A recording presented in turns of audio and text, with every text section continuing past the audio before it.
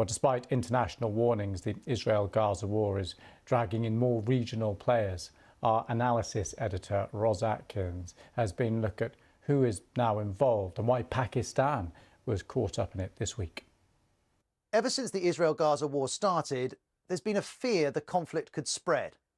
And that's happening. Across the Middle East, we're seeing airstrikes, bombings, assassinations and border raids. The most high-profile escalation involves Houthi rebels in Yemen, attacking shipping in the Red Sea, they say in solidarity with Palestinians. In response, the US and the UK have attacked Houthi positions, most recently with US strikes on Wednesday night. And a day before America began attacking the Houthis, the US Secretary of State said this. We were focused on making sure that the conflict ongoing now in Gaza doesn't spread to other places. That's been our focus since October 7th, and it remains our focus today. But as America's own actions show, stopping the spread is proving difficult. As the New York Times puts it, the regional war no one wanted is here, and it asks, how wide will it get? Because already, along with the Israel-Gaza war and the exchanges in the Red Sea and Yemen, there have been other incidents in Iran, Syria, Iraq and Lebanon. And all of these different escalations connect both to the Israel-Gaza war and to longer-term tensions too.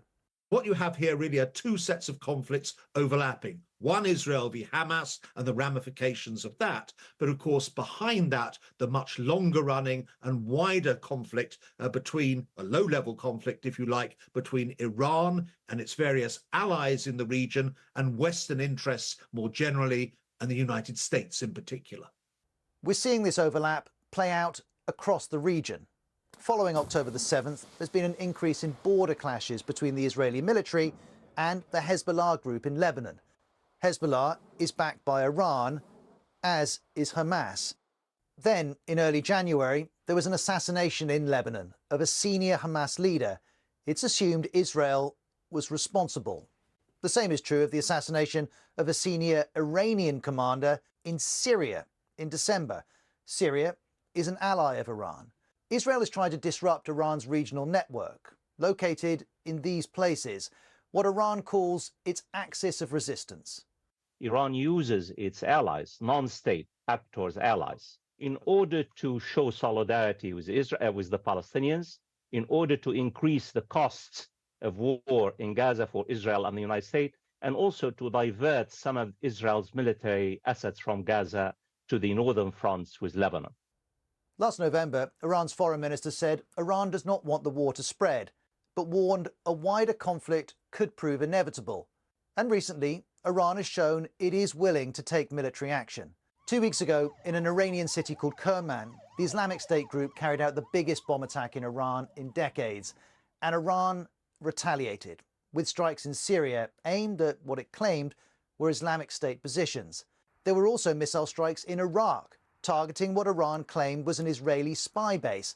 Iran also claims that Israel and the US were, in part, responsible for the Kerman attack. Iran's provided no evidence for either allegation.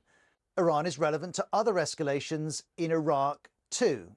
In recent weeks, there's been an increase in attacks by Shia militias on US forces in Iraq. Those militias are backed by Iran. Then this week, another layer of complexity was added. On Tuesday, Iran launched a missile and drone attack in neighbouring Pakistan. It said the target was an Iranian militant group. In response, Pakistan launched retaliatory strikes at targets inside Iran. These developments don't directly connect to Gaza, but they do connect to Iran's broader efforts to establish its military strength in the region.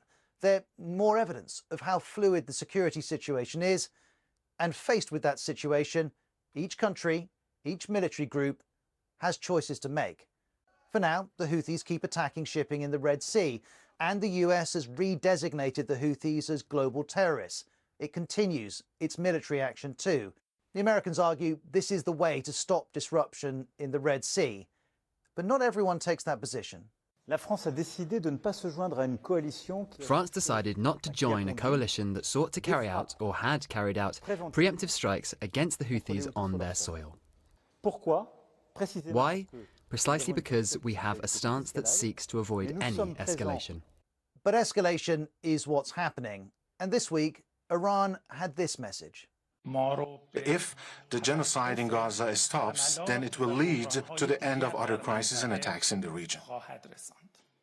Israel denies carrying out genocide, and an end to hostilities in Gaza will certainly not end the long-standing tensions in the region. But while we are some distance from a full-scale regional war, there's no doubt the Israel-Gaza war continues to pour fuel onto fires that were already burning. Thanks to Ros for that.